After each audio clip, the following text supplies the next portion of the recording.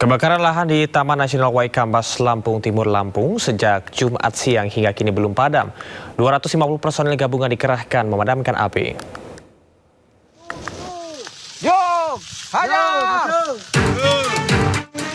Api pertama kali terlihat pada Jumat siang kemarin sekitar pukul 13.00 di wilayah Berajes, Lebah. Api kemudian merambat dan membakar lahan hingga seluas 673 hektar. Akses jalan yang sulit dan terbatasnya sumber air menjadi kendala petugas di lapangan. Kini, petugas gabungan masih berjibaku memadamkan api di kawasan Taman Nasional Waikambas, Lampung Timur. Dan saya yakin ini bukan kebakaran, tapi mungkin dibakar, baik sengaja maupun kelalaian. Ya, kalau kelalaian pun harus kita cari, maupun kelalaian. Dan itu kita proses untuk sebagai efek jerat. Dugaan sementara, kebakaran dipicu aktivitas pemburu liar, namun dugaan tersebut masih didalami polisi. Dari Lampung Timur, Lampung, Tinus Ristanto, iNews melaporkan. Kebakaran di kawasan destinasi wisata ikonik Kampung Adat Sade Lombok menghanguskan 70 rumah adat dan membuat ratusan kepala keluarga mengungsi.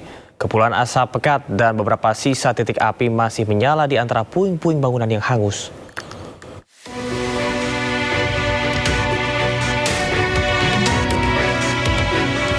Duka mendalam menyelimuti kawasan destinasi wisata ikonik Kampung Adat Sade, Desa Rembitan, Kecamatan Pujut, Kabupaten Lombok Tengah, Nusa Tenggara Barat.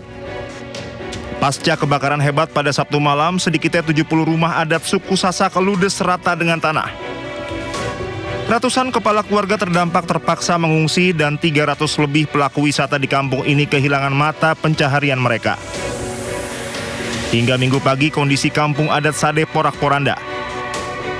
Kepulan asap pekat dan beberapa sisa titik api masih menyala di antara puing-puing bangunan yang hangus. Aparat TNI Polri bersama masyarakat setempat saling bahu-membahu menyiramkan air ke sisa-sisa reruntuhan untuk memastikan api benar-benar padam dan tidak kembali berkobar. Di tengah puing, sejumlah warga mengais barang perabotan serta benda berharga yang masih bisa diselamatkan. Pemerintah mulai membentuk posko darurat untuk logistik seperti bantuan hingga kesehatan termasuk dapur umum. Kita harapkan pemerintah daerah, pemerintah provinsi maupun pusat dan tentunya dari CSR dari ITDC dan segala macam bisa untuk segera bisa membangun Sade. Karena dengan adanya musibah ini ada 320 pelaku wisata kami yang hari ini kehilangan lapangan pekerjaan. Warga sangat berharap bantuan segera menyasar para korban, baik berupa kebutuhan pokok, pakaian, tenda pengungsian, hingga langkah pemulihan kawasan cagar budaya ini. Pihak berwenang kini masih melakukan pendataan total kerugian material, serta menyiagakan posko darurat di sekitar kawasan wisata Desa Adat Sade.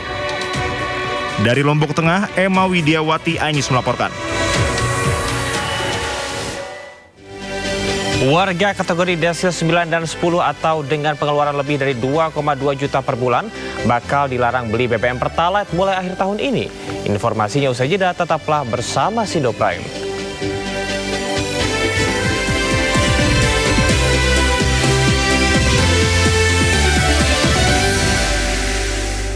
Makin meluas dan mengganas, tiupan angin membuat api merambat mendekati pemukiman warga hingga menghambat jalur Trans Kalimantan. Kebakaran hutan dan lahan di Kalimantan Selatan yang terus meluas kini hampir merambat ke pemukiman warga. Sejumlah warga panik dan ikut memadamkan api dengan alat seadanya lantaran hampir menyambar mobil tangki air. Di Liang Anggang, Banjarbaru, Kalimantan Selatan, kobaran api hampir menyentuh pemukiman warga. Tidak hanya mendekati pemukiman warga, petugas juga harus menutup sementara jalur Trans Kalimantan untuk kendaraan roda 4. Penutupan jalan dilakukan untuk memudahkan akses petugas pemadam kebakaran.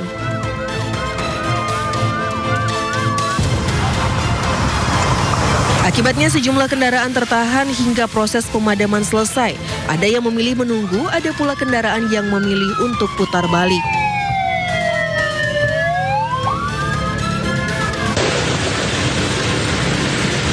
Sementara itu, kabut asap pekat masih menyelimuti jalan dan pemukiman warga. Jarak pandang hanya sekitar 100 meter dan mengganggu aktivitas warga. Kebakaran hutan dan lahan di Pulau Kalimantan terjadi di 4 provinsi. Selain Kalimantan Selatan, 2 provinsi terparah lainnya adalah Kalimantan Barat dan Kalimantan Tengah. Polri hari ini menyampaikan perkembangan penanganan kebakaran hutan dan lahan yang melanda sejumlah wilayah di Indonesia. Sebanyak 62% dari total area hutan dan lahan yang terbakar telah berhasil dipadamkan. Dalam konferensi pers yang digelar siang tadi, Karobinops Stamaops Polri, Kombes Pol Aulian Syah Lubis menjelaskan terdapat lebih dari 7.800 titik api yang tersebar. Sebagian besar terkonsentrasi di 5 provinsi. Dari karhutla yang melanda lebih dari 64.000 hektar lahan, tim gabungan Polri, TNI, BPBD dan masyarakat setempat berhasil memadamkan api di 39.000 hektar lahan. Polri juga menyatakan telah memperkuat langkah mitigasi sejak tahap prabencana dan hingga kini lebih dari 48.000 personil dikerahkan untuk menangani karhutla.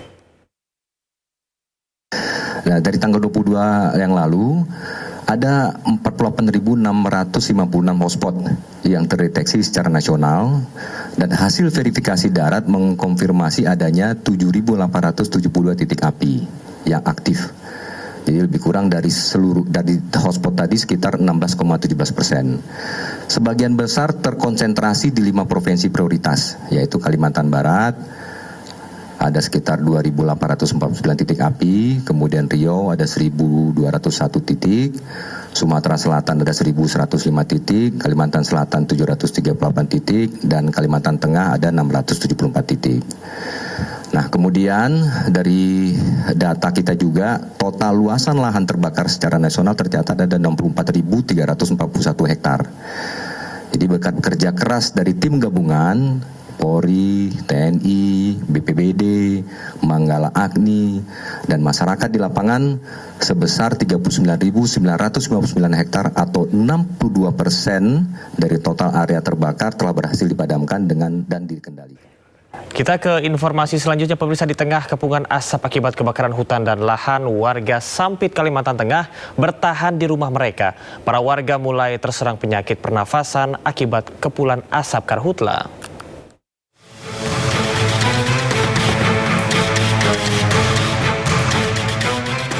Bertahan hidup di tengah kobaran api dan kepungan kabut asap tebal dialami warga di Jalan Kaca Piring Barat Sampit, Kabupaten Kota Waringin Timur, Kalimantan Tengah.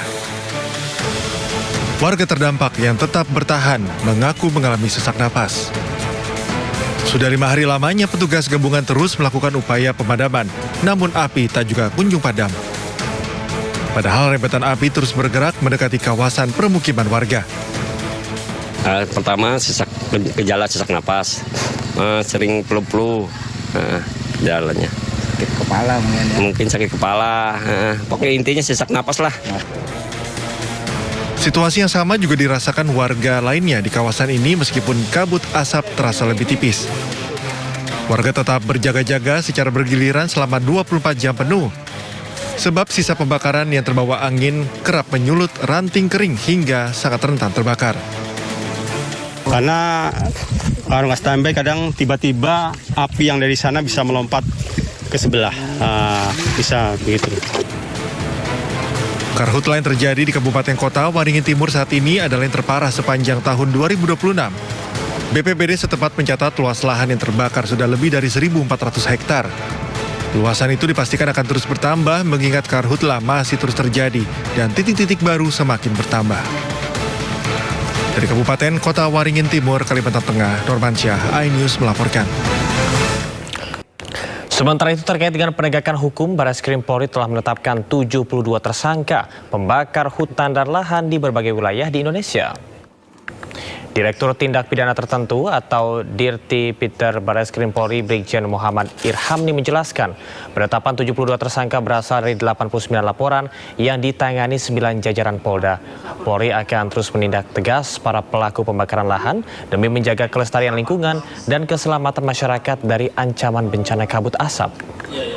Bahwa dalam Ke-9 Polda ini telah melaksanakan kegiatan proses penyelidikan dan penyidikan dengan jumlah tersangka kurang lebih yang sudah ditetapkan adalah 72 orang tersangka perorangan, yang mana proses penyelidikan dan penyidikan tersebut adalah melakukan penyelidikan dan penyidikan di titik-titik api yang terjadi di lapangan. Setelah tadi ada hotspot, kemudian dicek, ternyata benar ada kebakaran, dan kebakaran itu patut diduga adanya kesengajaan pembakaran oleh pihak-pihak ataupun orang-orang yang ada di lokasi TKP tersebut. Sesuai hasil pemeriksaan tersangka dan para saksi, memang kebanyakan mereka sengaja membuka lahan, kemudian melakukan pembakaran. Ini kan musim kemarau akibat El Nino yang sangat panjang dan sebagainya. Dia untuk mempermudah untuk pembukaan lahan tersebut biasanya sudah ditebang mereka mulai dari Riau, Jambi, Kalbar, Kalsel, Kalteng. Itu sudah 3 bulan atau 4 bulan lalu. Itu mereka sudah tebang, makanya di situ ada parang, ada alat-alat untuk melakukan penebangan kawasan lahan yang sudah terbuka sebenarnya. Karena untuk membersihkan, untuk dilakukan land clearing kan mahal kalau menggunakan alat, apalagi BBM juga mahal sekarang, menggunakan sewa alat juga mahal. Yang paling mudah adalah dibakar. Selain itu, pasca pembakaran itu tanahnya menjadi lebih subur karena hasil pembakaran abu dan sebagainya itu bisa menjadi pupuk. Makanya ini menjadi favorit untuk mereka melakukan modus seperti ini. Unggahan ucapan ulang tahun untuk istri Gubernur Kalimantan Tengah menjadi sorotan.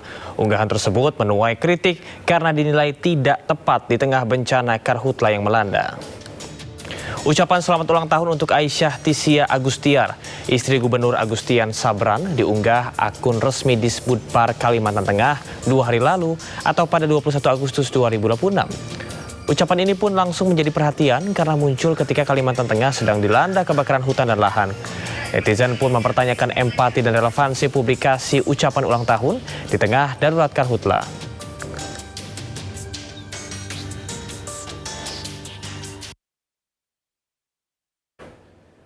Tidak hanya di Kalimantan, kebakaran hutan dan lahan juga terjadi di sejumlah titik di wilayah Nabire, Papua. TNI pun berupaya memadamkan api yang dengan cepat meluas. Kebakaran mulanya diperkirakan terjadi Jumat sore waktu setempat berdasarkan informasi warga sekitar. Kepulan asap menyelimuti sebagian wilayah kota Nabire dan mengganggu aktivitas warga. Pemadam kebakaran, TNI Angkatan Darat, BNPB dan BPBD Provinsi Papua berupaya memadamkan api di lokasi. 70 personil TNI dari Yonif TP804 juga dikerahkan bersama dengan 2 unit truk tangki air menuju ke titik kebakaran terbesar di kawasan Jalan Poros, Kampung Waroki, Distrik Nabire Barat, Kabupaten Nabire, Papua Tengah. Kebakaran juga mulai mendekati bangunan sekolah. Kobaran api akhirnya mampu dipadamkan di lokasi tersebut, namun warga tetap diminta waspada karena karhutla masih berpotensi terjadi selama musim kemarau. Di sinilah tempat yang terjadi pusat kebakaran di sini, yang apinya banyak menuju ke kota. Di sepanjang kanan kiri jalan kita bisa saksikan kurang lebih sekitar 1 kilo kejadian kebakaran, termasuk di Waroki Jalan Bawah. Dan hari ini kami cukup tertolong dibantu, di mana dari Korem membantu kita dengan pasukan yang ada, Kodim, Yon PP